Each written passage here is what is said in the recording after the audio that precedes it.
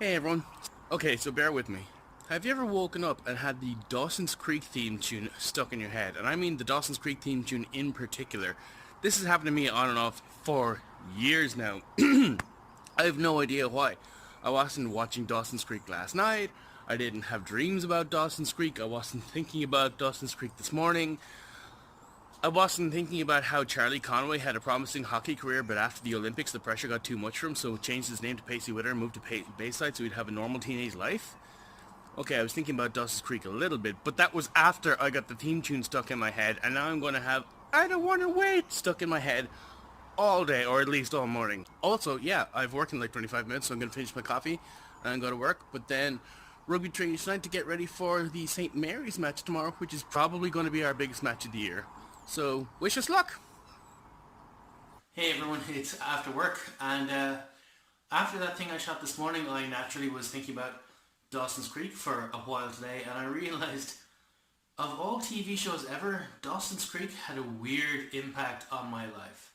I mean, there's cultural impacts, sure. If you look at The Simpsons, that's been around, forever. Friends, for example, everybody on the planet has seen Friends.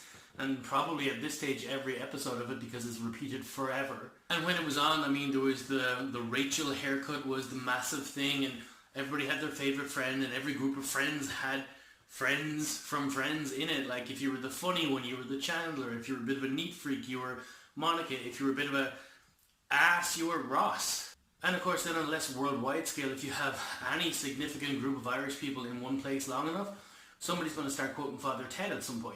It really is too bad that Graham Linehan turned out to be such a bigoted ass that he makes a Ross look like a Joey.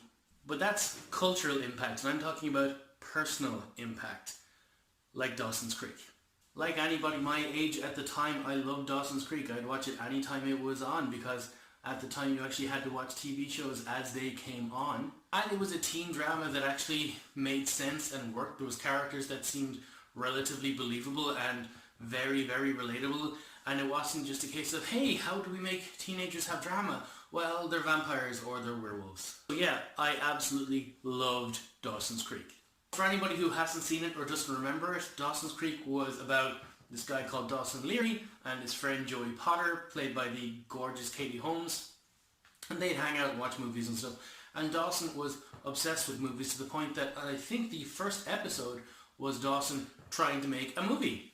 And I saw this and naturally enough thought, well, that's got to be easy. If they can do it, I can do it. And the naive optimism of youth. So we did. My friend Craig spent a week in Kerry in his mum's place, and he was writing the script while watching the Scream box set, which, if you watch our movie, is very evident.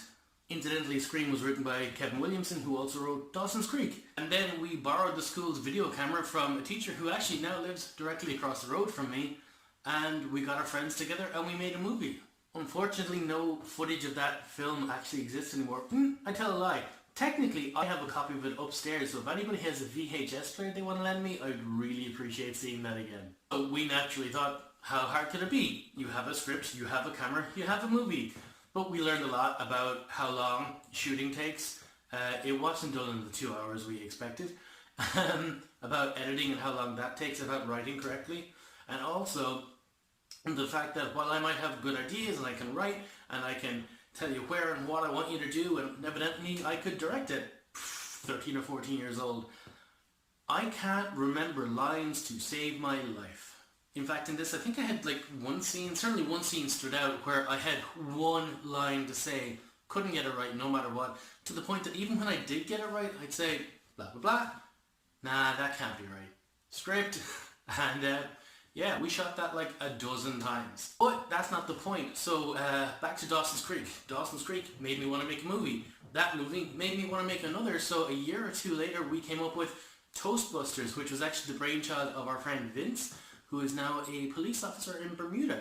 Toastbusters was, of course, about an evil master baker who was baking mutated bread and turning it into toast that was going to take over the world. So naturally, who are you going to call? But speaking about impacts on our lives, I'm pretty sure, now I could be wrong, but I think that was when my friend Craig became friends with my friend Emmett. And fast forward a few years and Craig is engaged to Emmett's sister Nicola. As for myself, well, I went on to college, and because I had made some movies, I was looking at that type of thing, and I studied video and sound technology and got a Bachelor of Engineering in that, and later got a Bachelor of Science in Audio Video Production. My 2 final year projects were actually documentaries about student life in my college. So literally my entire college career comes from the fact that I made these short movies, which came from the fact that I watched Dawson's Creek. So everybody I know through college, I know because of Dawson's Creek. My experience on film sets originally came from Dawson's Creek. My interest in surfing and climbing came from being part of the outdoor club in college, and I was in that college because of Dawson's Creek. I mean, honestly, this is just ridiculous how much one TV show shaped my life, and I didn't even realize it at the time.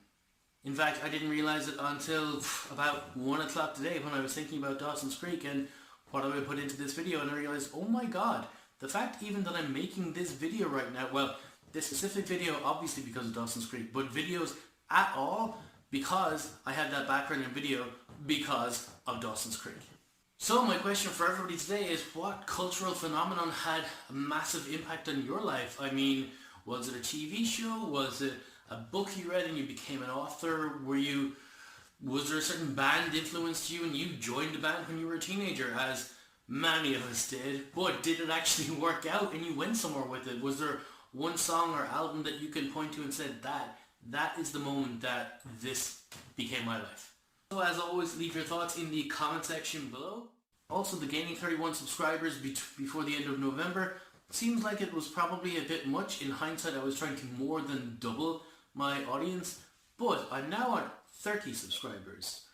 If there is one more before December 1st, the mustache stays until the end of the year. So you know what to do.